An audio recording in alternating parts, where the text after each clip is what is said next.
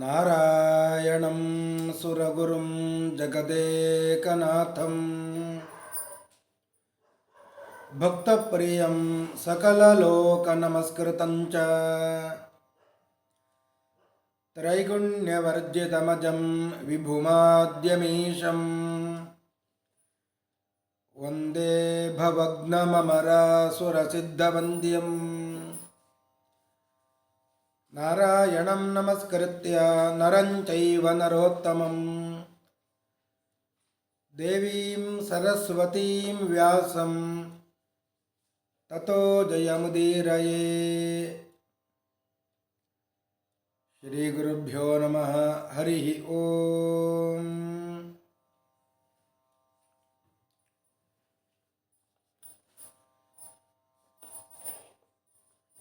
ಶ್ರೀಕೃಷ್ಣ ಸಂಧಾನಕ್ಕಾಗಿ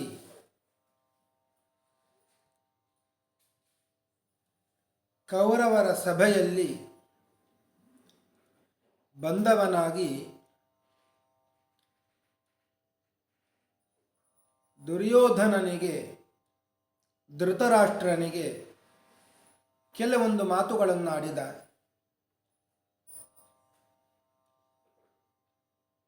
ಎಷ್ಟು ಮಾತನ್ನಾಡಿದ್ರೂ ದುರ್ಯೋಧನ ತನ್ನ ಹಠವನ್ನು ಬಿಟ್ಟಿಲ್ಲ. ಆಗ ಅಲ್ಲೇ ಇದ್ದಂತಹ ಪರಶುರಾಮರು ಒಂದು ಕಥೆಯನ್ನು ಹೇಳಿದ್ರು.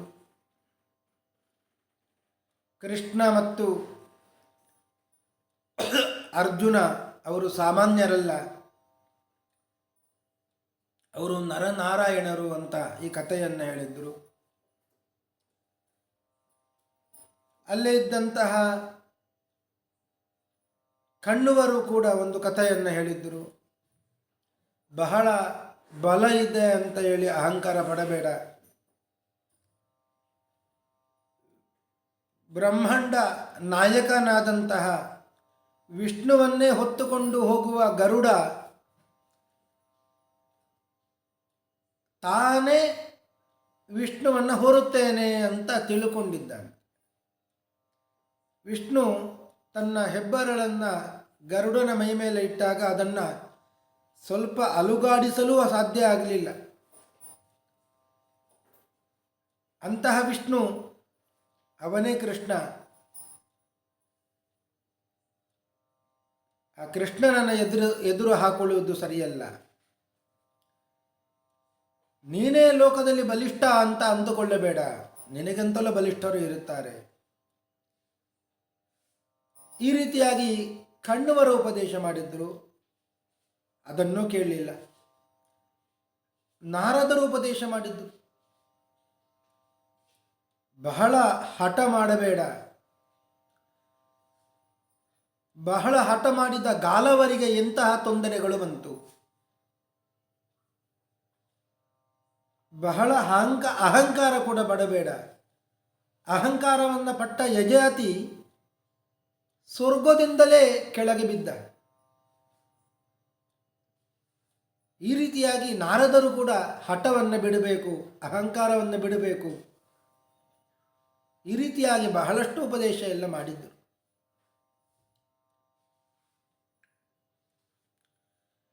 ಯಾವುದನ್ನು ಕೂಡ ದುರ್ಯೋಧನ ಕೇಳಲಿಲ್ಲ. ಆಗ ಧೃತರಾಷ್ಟ್ರ ಮಾತನಾಡುತ್ತಾರೆ.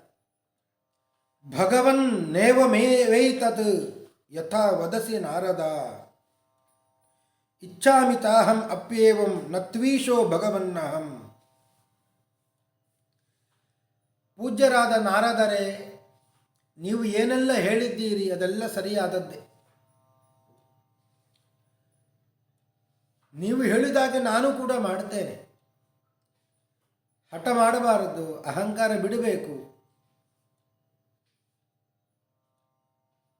ನತ್ವೀಶೋ ಭಗವನ್ನಹಂ. ಆದರೆ ಪೂಜ್ಯರೇ, ನಾನು ಸ್ವತಂತ್ರನಲ್ಲ.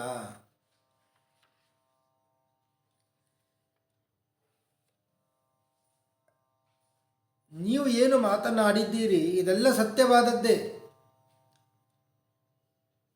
ಆದರೆ ಇದನ್ನು ಒಪ್ಪಿಕೊಳ್ಳುವವನಲ್ಲ ಇವ ದುರ್ಯೋಧನ.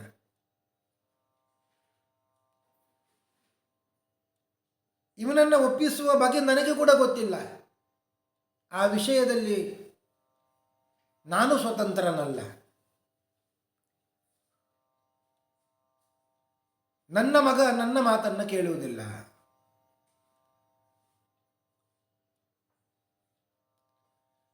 ಇಷ್ಟು ಹೇಳಿ ಕೃಷ್ಣನನ್ನ ಕುರಿತು ಮಾತನಾಡುತ್ತಾನೆ ಧೃತರಾಷ್ಟ್ರ.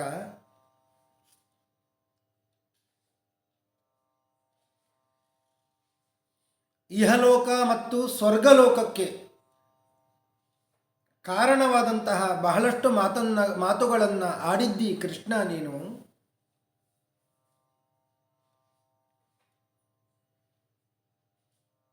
ನಿನಗೂ ನಾನು ಅದನ್ನು ಹೇಳುತ್ತೇನೆ, ನಾನು ಸ್ವತಂತ್ರನಲ್ಲ. ನನ್ನ ಮಾತನ್ನು ನನ್ನ ಮಗ ಕೇಳುವುದಿಲ್ಲ. ನನ್ನ ಪುತ್ರರು ಮಾಡುವ ಕಾರ್ಯ ಅದು ಯಾವುದು ನನಗೂ ಇಷ್ಟ ಇಲ್ಲ. ದುರಾತ್ಮರಾದಂತಹ ನನ್ನ ಮಕ್ಕಳು ಯಾವ ಮಾತನ್ನು ಕೂಡ ಕೇಳುವವರಲ್ಲ. ನ ಮಂಸ್ಯತೆ ದುರಾತ್ಮನಃ ಪುತ್ರ ಮಮ ಜನಾರ್ದನ.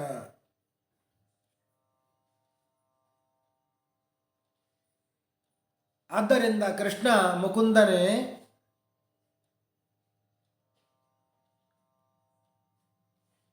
ಶಾಸ್ತ್ರವನ್ನು ಮೀರಿದ ಮಂದನಾದ ಈ ದುರ್ಯೋಧನನನ್ನು ಸರಿಯಾದ ಮಾರ್ಗಕ್ಕೆ ತರಲು ನೀನೇ ಪ್ರಯತ್ನ ಮಾಡಬೇಕು.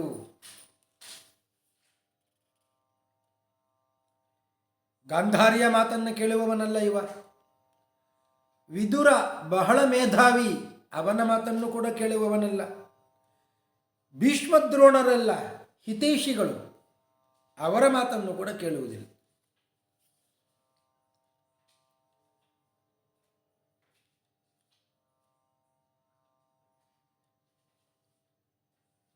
ಆದ್ದರಿಂದ ನೀನೇ ಶಾಸನ ಮಾಡಬೇಕು.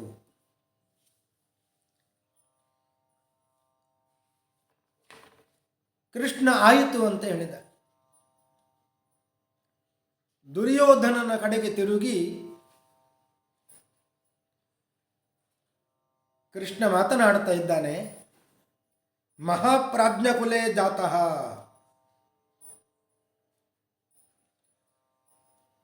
ದುರ್ಯೋಧನ ಕೆಲವೊಂದು ಮಾತನ್ನು ಹೇಳುತ್ತೇನೆ ಕೇಳು. ಮಹಾಪ್ರಾಜ್ಞರ ಕುಲದಲ್ಲಿ ಬಂದವನಾಗಿದ್ದಿ ನೀನು.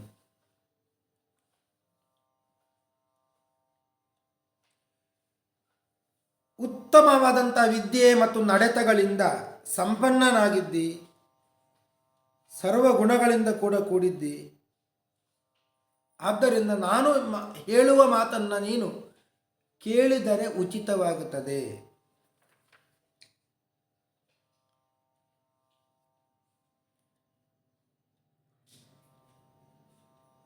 ಪ್ರಾಜ್ಞರಾಗಿದ್ದಾರೆ, ಶೂರರಾಗಿದ್ದಾರೆ,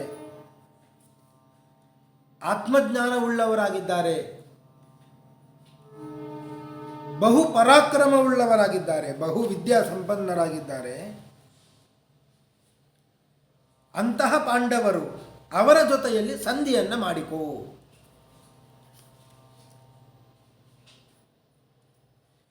ಇದರಿಂದ ಧೃತರಾಷ್ಟ್ರನಿಗೂ ಕೂಡ ಹಿತವಾಗ್ತದೆ. ಪಿತಾಮಹರಾದ ಭೀಷ್ಮರಿಗೆ, ದ್ರೋಣರಿಗೆ, ವಿದುರನಿಗೆ, ಕೃಪರಿಗೆ, ಸೋಮದತ್ತನಿಗೆ, ಅಶ್ವತ್ಥಾಮ, ವಿಕರ್ಣ, ಸಂಜಯ ಮಾತ್ರವಲ್ಲ, ಎಲ್ಲ ದಾಯಾದಿಗಳಿಗೂ ಕೂಡ ಪಾಂಡವರ ಜೊತೆಯಲ್ಲಿ ನೀನು ಸಂಧಿ ಮಾಡಿಕೊಂಡರೆ ಸಂತೋಷವಾಗ್ತದೆ. ಸರ್ವಸ್ಯ ಜಗತಃ ತಥಾ. ಇಡೀ ಜಗತ್ತಿಗೆ ಕೂಡ ಸಂತೋಷ ಆಗ್ತದೆ. ನಿನ್ನ ತಂದೆ ನಿನಗೆ ಏನು ಶಾಸನ ಮಾಡ್ತಾ ಇದ್ದಾನೋ ಅದು ನಿನಗೆ ಶ್ರೇಯಸ್ಕರವಾದದ್ದು.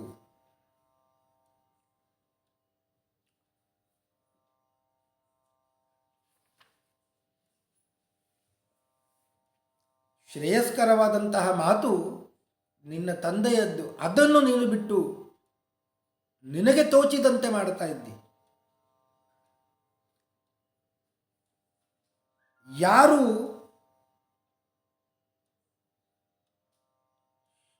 ತನ್ನ ಅಭಿಪ್ರಾಯವನ್ನು ಬಿಟ್ಟು ಶ್ರೇಯಸ್ಕರವಾದಂತಹ ವಾಕ್ಯಗಳನ್ನು ಕೇಳಿ ಯಾವುದು ಪಾಪವಲ್ಲವೋ ಅಂತಹ ಮಾರ್ಗವನ್ನು ಅನುಸರಿಸುತ್ತಾರೋ ಅವರು ಜಗತ್ತಿನಲ್ಲಿ ಸುಖವನ್ನು ಹೊಂದುತ್ತಾರೆ. ಸಲೋಕೆ ಸುಖಮೇಧತೆ.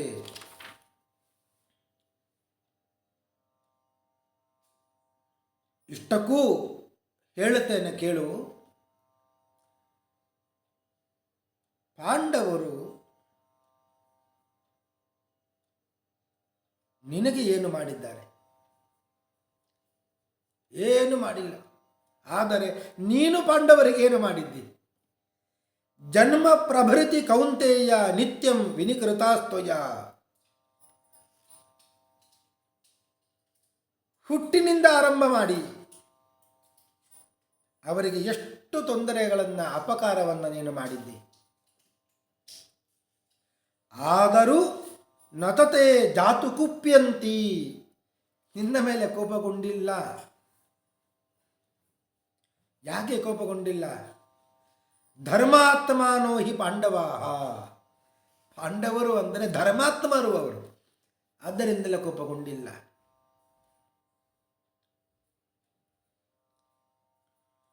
ನಿನ್ನ ಮೇಲೆ ಅವರು ಒಳ್ಳೆಯ ರೀತಿಯಿಂದ ನಡ್ಕೊಂಡಿದ್ದಾರೆ. ನೀನು ಮಾತ್ರ ಹುಟ್ಟಿದಾಗನಿಂದಲೂ ಕೂಡ ಅವರನ್ನು ಕಪಟವನ್ನೇ ಮಾಡಿ ತೊಂದರೆಯನ್ನು ಕೊಡುತ್ತಾ ಇದ್ದಿ.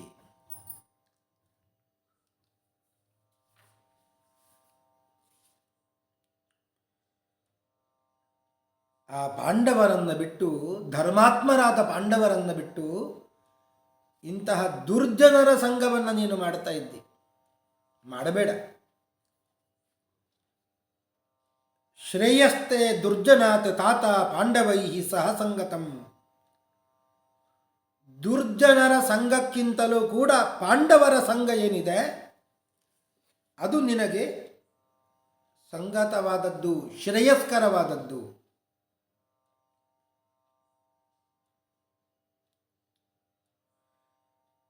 ನೀನು ಪಾಂಡವರ ಜೊತೆಯಲ್ಲಿ ಪ್ರೀತಿಯಿಂದ ಇದ್ದರೆ ಪಾಂಡವರು ಜಯಿಸಿದ ಭೂಮಿಯನ್ನು ನೀನು ಕೂಡ ಹೊಂದಿ ಅವರೊಟ್ಟಿಗೆ ಸುಖವನ್ನು ಪಡಿತಿ.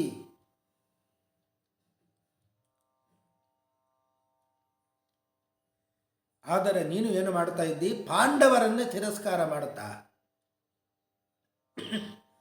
ದುಶ್ಶಾಸನೆ ದುರ್ವಿಷಹೆ ಕರ್ಣೆ ಅಥಾಪಿತ ಸೋಬಲೆ. ಈ ದುಶ್ಶಾಸನ, ಈ ದುರ್ವಿಷಹ, ಕರ್ಣ, ಶಕುನಿ ಅವರಲ್ಲಿ ನಂಬಿಕೆಯನ್ನಿಟ್ಟು ಅವರಿಂದ ರಕ್ಷಣೆಯನ್ನು ಪಡಿತೇನೆ ಅಂತ ಕೂತಿದ್ದೆ. ಏತೇಷು ಐಶ್ವರ್ಯಮಾದಾಯ ಭೂತಿಮಿಚ್ಛಸಿ ಭಾರತ. ಎಲ್ಲ ಐಶ್ವರ್ಯವನ್ನು ಅವರಲ್ಲಿ ಇಟ್ಟು ನೀನು ಸಮೃದ್ಧಿಯನ್ನು ಪಡಿಬೇಕು ಅಂತ ಅಪೇಕ್ಷಿಸ್ತಾ ಇದ್ದಿ.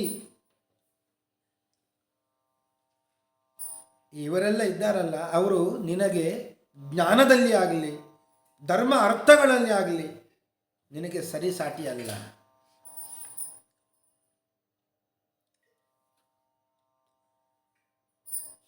ಪಾಂಡವರ ಒಟ್ಟಿಗೆ ಕೂಡಿಕೊಂಡು ಬಾಳು. ಎಂತಹ ಪರಾಕ್ರಮಿಗಳು! ಕ್ರುದ್ಧಸ್ಯ ಭೀಮಸೇನಸ್ಯ ಪ್ರೇಕ್ಷಿತು ಮುಖಮಹವೇ. ಯುದ್ಧದಲ್ಲಿ ಭೀಮಸೇನ ಕೋಪಗೊಂಡರೆ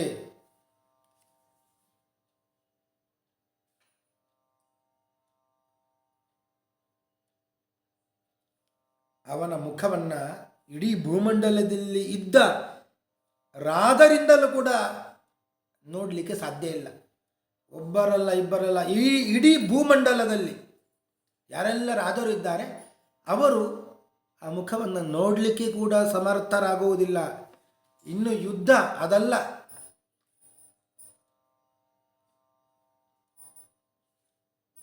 ಕೋಪಗೊಂಡ ಮುಖವನ್ನು ನೋಡಲಿಕ್ಕೂ ಕೂಡ ಸಮರ್ಥರಾಗುವುದಿಲ್ಲ. ಅರ್ಜುನ, ದೃಶ್ಯತಾಂ ವಾ ಪುಮಾನ್ ಕಶ್ಚಿತ್ ಸಮಗ್ರೇ ಪಾರ್ಥಿವೇ ಬಲೆ. ಅರ್ಜುನನನ್ನ ಯುದ್ಧದಲ್ಲಿ ಎದುರಿಸಿ ಕ್ಷೇಮವಾಗಿ ಮನೆಗೆ ಹಿಂದಿರುಗಿದ ಒಬ್ಬನೇ ಒಬ್ಬ ಪುರುಷ ಈ ಜಗತ್ತಿನಲ್ಲಿ ಯಾರೂ ಇಲ್ಲ. ಅಂತಹ ಪರಾಕ್ರಮಿ ಅರ್ಜುನ.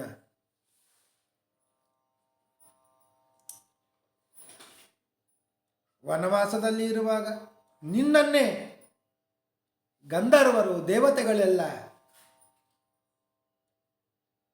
ಹೊತ್ತುಕೊಂಡು ಹೋಗುವ ಸಂದರ್ಭದಲ್ಲಿ ಅರ್ಜುನ ಒಬ್ಬನೇ ಅವರಿಂದ ಬಿಡಿಸಿದ್ದಾನೆ ನಿನ್ನನ್ನು. ಇದಕ್ಕಿಂತ ದೊಡ್ಡ ದೊಡ್ಡ ದೃಷ್ಟಾಂತ ಯಾವುದು ಬೇಕು ನಿನಗೆ? ವಿರಾಟ ನಗರದಲ್ಲಿ ಒಬ್ಬನೇ ಒಬ್ಬ ಅರ್ಜುನ ನಿಮ್ಮೆಲ್ಲರ ಜೊತೆಯಲ್ಲಿ ಯುದ್ಧ ಮಾಡಿ ನಿಮ್ಮೆಲ್ಲರನ್ನ ಓಡಿಸಿದ್ದಾನೆ. ಪರ್ಯಾಪ್ತಂ ತನ್ನಿದರ್ಶನಂ. ಇಷ್ಟು ದೃಷ್ಟಾಂತ ಸಾಕು ನಿನಗೆ. ಅವರ ಪರಾಕ್ರಮದಲ್ಲಿ ಹೇಳಲಿಕ್ಕೆ ಇನ್ನೇನಿಲ್ಲ.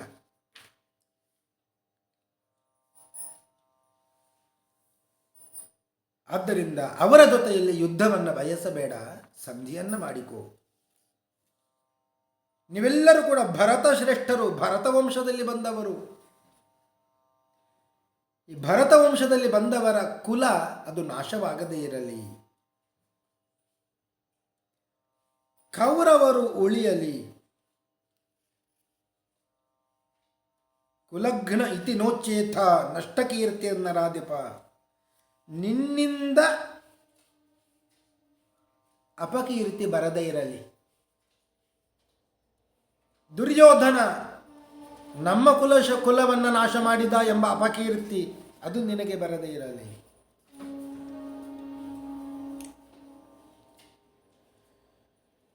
ಈಗ ಇದ್ದಾಗೆ ಇರಲಿ. ಧೃತರಾಷ್ಟ್ರ ಮಹಾರಾಜನಾಗಿಯೇ ಇರಲಿ. ನೀನು ಯುವರಾಜ ಪದವಿಯನ್ನು ಕೂಡ ಪಡಿ, ತೊಂದರೆ ಇಲ್ಲ. ತ್ವಮೇವ ಸ್ಥಾಪಯಿಷ್ಯಂತಿ ಯೌವರಾಜ್ಯೇ ಮಹಾರಥಾಃ ಮಹಾರಾಜ್ಯೇಪಿ ಪಿತರಂ ಧೃತರಾಷ್ಟ್ರಂ ಧನೇಶ್ವರಂ. ಆ ಮಹಾರಥರಾದ ಪಾಂಡವರು ಧೃತರಾಷ್ಟ್ರನನ್ನೇ ಮಹಾರಾಜನನ್ನಾಗಿ ಮಾಡ್ತಾರೆ, ನಿನ್ನನ್ನೇ ಯುವರಾಜನನ್ನಾಗಿ ಮಾಡ್ತಾರೆ.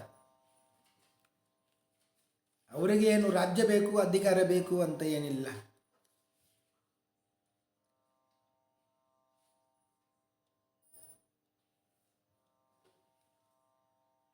ಅದು ಸಾಧ್ಯ ಇಲ್ಲ, ಅವರೊಟ್ಟಿಗೆ ಜೀವನ ಮಾಡೋದು ಸಾಧ್ಯ ಇಲ್ಲ ಅಂತ ಆದರೆ ಅವರಿಗೆ ಅರ್ಧ ರಾಜ್ಯವನ್ನು ಬೇಕಾದರೆ ಕೊಟ್ಟು ಬಿಡು, ಅವರ ಪಾಡಿಗೆ ಅವರು ಇರುತ್ತಾರೆ. ಹೋಗಲಿ, ಅರ್ಧ ರಾಜ್ಯ ಕೊಡಬೇಕಲ್ಲ ಅಂತ ಚಿಂತೆ ಆದರೆ ಅದು ಬೇಡ. ಯುಧಿಷ್ಠಿರ ಕೇಳಿದ್ದಾನಲ್ಲ, 5 ಗ್ರಾಮಗಳು ಸಾಕು ಅಂತ, ಅಷ್ಟಾದರೂ ಕೊಡು, ನೀನು ಸಂತೋಷದಿಂದ ಇರಬಹುದು. ಬಹುಕಾಲದವರೆಗೆ ನೀನು ಎಲ್ಲ ಮಂಗಳಗಳನ್ನು ಹೊಂದುತ್ತಿ. ಸಂಭ್ರಿಯಮಾಣೋ ಮಿತ್ರೈಶ್ಚ ಚಿರಂ ಭದ್ರಾಣಿ ಅವಾಪಿಸಿ. ನಿನಗೆ ಯಾವಾಗಲೂ ಮಂಗಳವಾಗ್ತದೆ, ಶುಭವಾಗ್ತದೆ. ಈ ಕೃಷ್ಣ ಇಷ್ಟು ಮಾತನಾಡಿದಾಗ ಅಲ್ಲಿರುವ ಭೀಷ್ಮ, ದ್ರೋಣರು, ವಿದುರ, ಧೃತರಾಷ್ಟ್ರ ಕೂಡ ಕೃಷ್ಣನ ಮಾತನ್ನ ಕೇಳೋ ದುರ್ಯೋಧನ ಅಂತ ಹೇಳಲಿಕ್ಕೆ ಶುರು ಮಾಡಿದರು.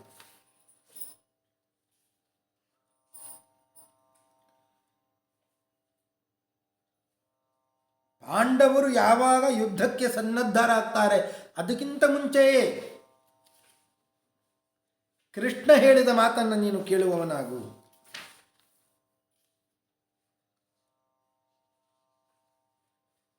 ಇಷ್ಟೆಲ್ಲ ಉಪದೇಶ ಮಾಡಿದ್ದರೂ ದುರ್ಯೋಧನ ಇದು ಯಾವುದಕ್ಕೂ ಕೂಡ ಬಗ್ಗದೆ ತುಂಬಿದ ಸಭೆಯಲ್ಲಿ ಮತ್ತೆ ಮಾತನಾಡಲಿಕ್ಕೆ ಪ್ರಾರಂಭ ಮಾಡಿದ ಎಂಬಲ್ಲಿಗೆ ಇವತ್ತಿನ ಉಪನ್ಯಾಸವನ್ನು ಮುಗಿಸ್ತಾ ಇದ್ದೇನೆ. ಶ್ರೀಕೃಷ್ಣಾರ್ಪಣಮಸ್ತು.